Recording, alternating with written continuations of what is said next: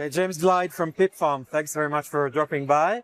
Yeah, thanks for having me. How is it going in the prop space now? Yeah, it's a very exciting industry to be in. The business is young, but it's growing. We're building the community. It's growing every single day. And, you know, traders are flocking to us because we're offering something a little bit more exciting and interesting than usual prop firms. Okay, at Pip Farm, you're managing risks through gamification. Can you elaborate a little bit?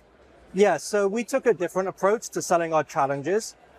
Most prop firm challenges, they sell add-ons, so you can buy your way into extra risk. So you can pay an extra 20% for your challenge and you get an extra 10% of the profit share.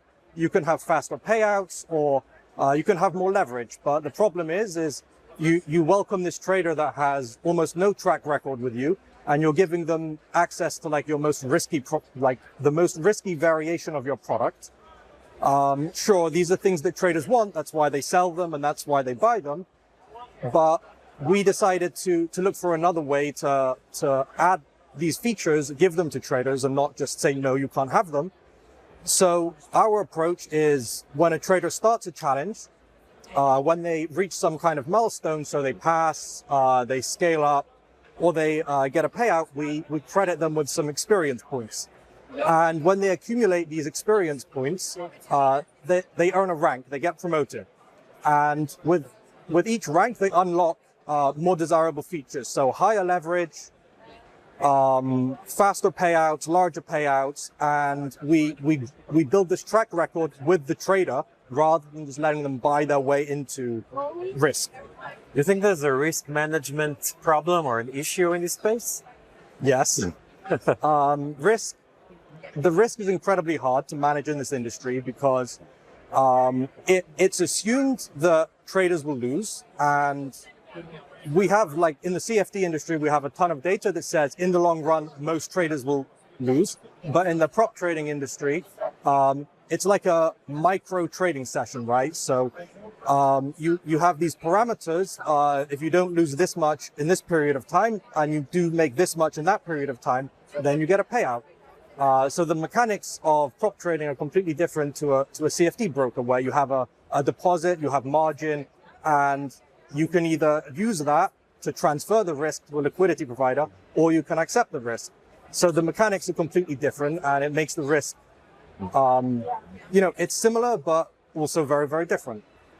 Can you talk a little bit about the breakdown of your revenue structure? How much of it is coming from fees and how much from trading activities? Yeah, so at the moment we don't have the largest book in the world, and I won't surprise anyone by saying this is a numbers game, right? So at the moment the risk has to be managed manually, and as the segments of the traders increase and we can actually say, well, there are 20 people like this and 30 people like this, so we can just automate and apply these rules. May not be the most efficient thing in the world, but then automation does increase efficiency. So at the moment, the majority of our revenue does come from collecting fees. But at the moment, the priority is to transfer risk rather than to just profit from the market. So to make the trading initiatives profitable, it does require a larger book of clients. Moving on to regulation, there's quite a talk right now that regulators will try to implement some regulation on also on prop trading. Are you ready for this? I'm not opposed to regulation. I'm also not necessarily for it. It always depends on the shape and the size, right? Clearly something is needed because as a prop firm, there are basically two laws you need to follow. One is data protection laws. One is like fair trading standards, right? And we've seen like multiple cases where even those like very basic things can't be followed, right? So I would say for sure, like we can be ready. We know people in the industry, I have experience. So the ability to adapt our tools, procedures, there isn't really much to adapt, to be honest, because everything, all the like corporate governance, all the internal controls came from a place of maturity. It's not like we were just affiliates and we just decided to like throw this company up.